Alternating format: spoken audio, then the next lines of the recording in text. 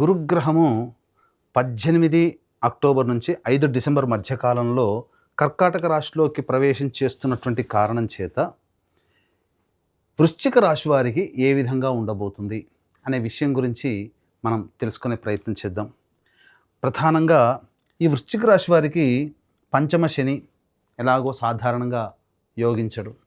అలాగే అర్ధాష్టమ రాహువు, దశమ కేతువు, ఈ రాహుకేతుల ప్రభావం కూడా ఉండడం వల్ల ఈ వృశ్చిక రాశిలో జన్మించినటువంటి వారికి ప్రయత్నాల్లో ఆటంకాలు, పలు సమస్యలు, సంతోషంగా ఉండలేకపోవడం. అలాగే గురువు 17వ తారీఖు అక్టోబర్ వరకు అష్టమ స్థాన స్థితి ప్రభావం వలన చాలా మటుకు ఆరోగ్య సమస్యలు కానీ, లేకపోతే ధనపరమైన సమస్యలు కానీ, ఇలా ఒకటా రెండా అనేక విషయాలుగా వృశ్చిక రాశి వారు సతమతమవుతూ వచ్చారు. కానీ అనుకోని వరంలా ఈ వృశ్చిక రాశిలో జన్మించినటువంటి వారికి ప్రధానంగా గురువు భాగ్యస్థానంలోకి ప్రవేశం చేయడం 18 అక్టోబర్ నుంచి 5 డిసెంబర్ మధ్యకాలంలో ఇది చాలా యోగించేటువంటి స్థితి అని చెప్పవచ్చు. ఎందుకనంటే భవిష్యత్తులో వచ్చే సంవత్సరం ఉగాది తర్వాత అందమైన జీవితాన్ని, అద్భుతమైన యోగాన్ని ఇచ్చేటువంటి గురువు కొంత తొందరగానే 18 అక్టోబర్ నుంచి 5 డిసెంబర్ మధ్య కాలంలో అలాంటి శుభ ఫలితాలు 2026లో ఎలా ఉండబోతుందో ఈ 18 అక్టోబర్ నుంచి 5 డిసెంబర్ మధ్య కాలంలో రుచి చూపించబోతున్నాడు. అంటే అద్భుతమే, గురువు చాలా యోగిస్తున్నాడు.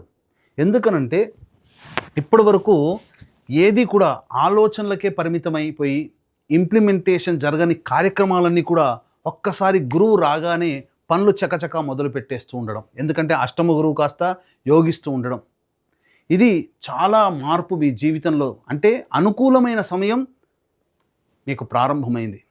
ఇక విదేశీయానానికి వెళ్ళాలి, విదేశంలో చదువుకోవాలి, స్థిరపడాలి అనుకునేటువంటి వాళ్ళకందరికీ కూడా గురువు అనుకోని వరంలా యోగించబోతున్నాడు. మీకు ఈ గురుగ్రహ మార్పు వల్ల సంపూర్ణంగా 5 రాశులు యోగాన్ని పొందుతున్నాయి. అందులో వృశ్చిక రాశి కూడా ఒకటి.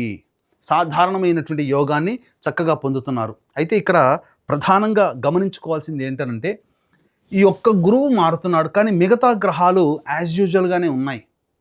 ఈ మిగతా గ్రహాల అనుగ్రహాన్ని కూడా పొందే ప్రయత్నము ఈ వృశ్చిక రాశిలో జన్మించినటువంటి వాళ్ళు చేయాలి. ఎందుకనంటే ఈ వృశ్చిక రాశి వారికి కుజుడు 12వ స్థానంలో 27 అక్టోబర్ వరకు, రవి 18 అక్టోబర్ నుంచి 16 వరకు 12వ స్థానంలో, 16 నవంబర్ నుంచి 15 డిసెంబర్ వరకు జన్మరాశిలో, కుజుడు జన్మరాశిలో ఉంటాడు. కాబట్టి ఒక్క గురువు మాత్రమే యోగిస్తున్నాడు. కాబట్టి ఈ యొక్క గురువుకి అమితమైన బలాన్ని ఇచ్చే విధంగా దేవతానుగ్రహాన్ని పొందే ప్రయత్నం ఈ వృశ్చిక రాశి వారు చేస్తే రాహువు, కేతువు, శని, రవి, కుజ గ్రహాలు ఇచ్చే దుష్ఫలితాన్ని ఈ గురువు ఒక్కడు కాపాడగలుగుతాడు. ఇలా మీరు చేసుకోవాలి. ఇక మిగతా గ్రహాల యొక్క ప్రభావం కూడా అని చెప్పాను కదా, 18 అక్టోబర్ నుంచి 16 నవంబర్ వరకు రవి వ్యయస్థాన సంచార ప్రభావం వలన ఉద్యోగంలో బదిలీలు జరిగే అవకాశం ఉంటుంది, దూర ప్రాంత ప్రయాణాలు చేసే అవకాశం ఉంటుంది, ముఖ్యంగా అనుకున్న పనులు వాయిదా పడేటువంటి అవకాశం ఉంటుంది. ఇక చేస్తున్నటువంటి వృత్తి ఉద్యోగాల్లో కాస్త నిరాసక్తగా సాధారణంగానే ఉంటుంది. ఎప్పుడైతే జన్మ రాశిలోకి ప్రవేశం చేస్తాడో 16 నవంబర్ నుంచి 15 డిసెంబర్ వరకు జాతకరీత్యా కాస్త వృత్తిలో, ఉద్యోగాలలో, వ్యాపారాలలో ఒత్తిడి పెరుగుతుంది. అనుకోని భయాందోళనలు ఏమీ జరగదండి, కానీ అనవసరమైనటువంటి భయాందోళనలు, ఉద్యోగం నుంచి తీసేస్తారేమో, ఇలా రకరకాలుగా వ్యాపారము కుంటుబడిపోతుందేమో, మళ్ళీ ఇంకా ఈ వ్యాపారం చేయలేనేమో, వృత్తి ఏంటి, నేను నమ్ముకున్న వృత్తి, నా కళ నాకెందుకో నాకు యోగించట్లేదు అనే ఆలోచన ఈ 16 నవంబర్ నుంచి 15 డిసెంబర్ వరకు వస్తుంది. అలాగే అర్ధాష్టమ రాహువు, దశమ కేతువు పలు నిర్ణయాలన్నీ కూడా మార్చుకోగలగడానికి అవకాశం ఉంటుంది. కానీ ఈ గురువు ఒక్కడు మారినటువంటి కారణం చేత ఆత్మవిశ్వాసంతో ముందడుగు వేస్తూ మీరు గనక ప్రయత్నం గనక చేస్తే ఈ అన్ని ఇచ్చే గ్రహాలు ఇచ్చే దుష్ఫలితాలని ఈ గురువు ఒక్కడు కాపాడగలుగుతాడు.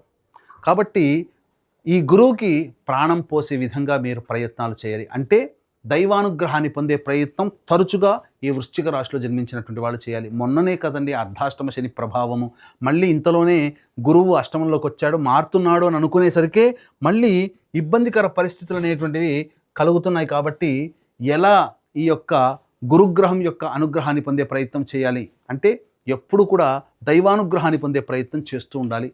దత్తాత్రేయ ఆరాధన, గురు చరిత్ర ఆరాధన ఇవన్నీ చేస్తుండాలి. ఇట్టి దైవానుగ్రహం అందరికీ, ఈ వృశ్చిక రాశిలో జన్మించినటువంటి వారికి అందరికీ అందించాలనే సదుద్దేశంతో ఈ 18 అక్టోబర్ నుంచి 5 డిసెంబర్ మధ్యకాలంలో 3 పర్వదినాలు అనేటువంటివి ఉన్నాయి. ఆ పర్వదినాలలో సర్వదోష నివారణ పూజలు, హోమాలు మన పీఠమాధ్వర్యంలో జరపబడతాయి. అవి 5 నవంబర్ కార్తీక పౌర్ణమి సుప్రసిద్ధ కాశీ క్షేత్రంలో, అలాగే 20 నవంబర్ కార్తీక అమావాస్య ఈ శ్రీశైల క్షేత్రంలో, మహిమాన్విత శ్రీశైలం, 4 డిసెంబర్ మార్గశిర పౌర్ణమి ప్రముఖ దత్తక్షేత్రంలో సర్వదోష నివారణ పూజలు, హోమాలు జరిపించి శక్తిపాతం చేసినటువంటి మాలలు ఇవ్వడం జరుగుతుంది. ఈ సమయంలో గ్రహాలకి అనుకూలంగా దైవానుగ్రహాన్ని ఇచ్చే విధంగా ఈ పరిహారాలు అన్నమాట. అవకాశం ఉంటే కార్యక్రమ తదనంతరం కాంటాక్ట్ చేసి మీ గోత్రనామాదులు నమోదు చేసుకోవచ్చు. ఇక ముఖ్యంగా విద్యార్థులు కష్టపడితే కష్టే ఫలి, కష్టపడితే ఖచ్చితంగా ఈ వృశ్చిక రాశిలో జన్మించినటువంటి వారికి మిగతా ఏ గ్రహాలు అనుకూలంగా లేకపోయినా గురువు అనుకూలంగా ఉన్నటువంటి కాలం చేత కష్టపడితే ఖచ్చితమైనటువంటి ఫలితాలను ఇస్తాడు. నిరుద్యోగస్తులు బాగా ప్రయత్నం చేయాల్సిందే. వివాహం కాని అబ్బాయిలకి అమ్మాయిలకి వివాహ సంబంధాలు కుదిరే అవకాశం ఉంటుంది. సంతానార్థులకి సంతానం కలిగే అవకాశం ఉంటుంది. విదేశీయానం, విదేశీ విద్యకు చేయాలనుకునే వాళ్ళకి తప్పకుండా మీరు విదేశీయానం చేసే అవకాశం ఉంటుంది. అన్ని విధాలుగా అనుకూలంగా ఉంటుంది అని చెప్పవచ్చు. ఇక మరీ ముఖ్యంగా తులారాశిలోకి 3 నవంబర్ నుంచి 26 నవంబర్ వరకు శని శుక్రగ్రహం యోగకారకం. అలాగే 26 నవంబర్ తర్వాత ఈ శుక్రగ్రహము వృశ్చిక రాశిలోకి సంచారం చేస్తుండడం. కాబట్టి ఏతావాత గురువు, శని, శుక్రుడు ఈ 3 గ్రహాలు మీకు సంపూర్ణంగా యోగించేటువంటి పరిస్థితి ఉంది. కాబట్టి పట్టువదలని విక్రమార్కుడిలాగా ఖచ్చితంగా ఈ సమయంలో మీరు ప్రయత్నం చేయండి. ఇంతకుముందు ఉన్నటువంటి రోజులు వేరు, ఈ రోజులు వేరు.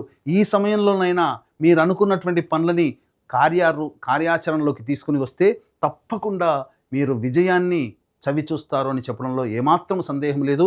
ఇప్పుడు చెప్పినటువంటి వాటికంటే కూడా ఇంకా విభిన్నంగా మీ యొక్క జీవితంలో సమస్యలు ఎదురవుతున్నాయనంటే తప్పకుండా మీ యొక్క జన్మజాతకంలో నడుస్తున్నటువంటి గ్రహ దశాంతర దశల యొక్క ప్రభావం. కావున దగ్గరలోని మంచి ఉపాసనా పరులైనటువంటి పండితుల్ని సంప్రదించి వారి సలహాలు, సూచనలు పాటించినట్లయితే మరింత మెరుగైనటువంటి జీవితాన్ని పొందుతారని తెలియజేస్తూ సర్వం శ్రీ ఉమామహేశ్వర పర బ్రహ్మార్పణమస్తు.